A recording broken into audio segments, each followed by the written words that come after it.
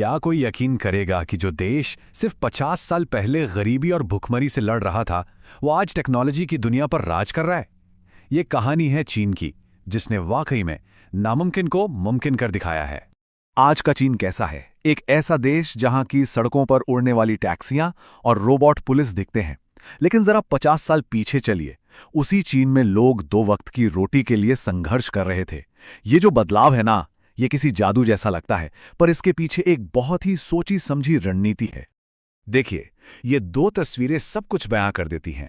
एक तरफ है 1970 का चीन, गरीबी, अकाल और हालत ये कि देश कई मामलों में भारत से भी पीछे था। और दूसरी तरफ है आज का चीन, जो अपना खुद का सूरज बनाने की हिम्मत रखता है। यह सिर्फ एक तस्वीर का फर्क नहीं है, बल्कि 50 सालों की जबरदस्त मेहनत और एक दूर की सोच का नतीजा है।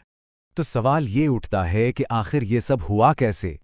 कैसे एक देश ने अपनी सबसे बड़ी कमजोरी यानी अपनी गरीबी को ही अपनी सबसे बड़ी ताकत में बदल दिया? चलिए इस कमाल की कहानी के हर पहलू को एक एक करके समझते हैं। इस पूरी कहानी में एक टर्निंग पॉइंट आता है, एक ऐसा मोड़ जब चीन के एक लीडर ने एक ऐसा फैसला लिया जिसने उस देश की तकदीर को हमेशा हमेशा के लिए बदल कर रख दिया। और ये फैसला था डेंग शियाओपिंग का। उन्होंने एक बहुत ही सीधी सी बात कही कि अगर हमें आगे बढ़ना है तो हमें दुनिया से सीखना होगा। और बस इसी एक सोच ने चीन के लिए तरक्की के वो सारे दरवाजे खोल दिए जो दशकों से बंद पड़े थे। तो चीन ने किया क्या? उन्होंने एक बहुत ही सीधा लेकिन बहुत ही पावरफुल प्लान बनाया। पहला कदम, अपनी बंद अर्थव्यवस्था को पूरी दुनिया के लिए खोल दो।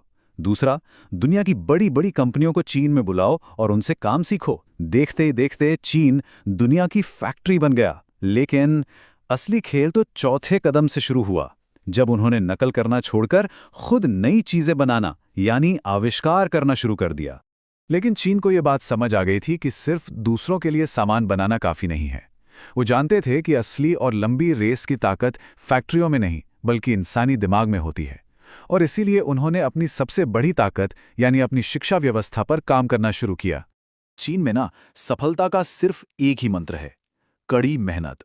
वहां बच्चे बचपन से ही रोज 10 से 12 घंटे पढ़ाई करते हैं और सरकार अपना ज्यादातर पैसा और ध्यान साइंस, टेक्नोलॉजी, इंजीनियरिंग और मैथ्स, जिसे हम स्टेम कहते हैं, उसकी पढ़ाई पर लगाती है।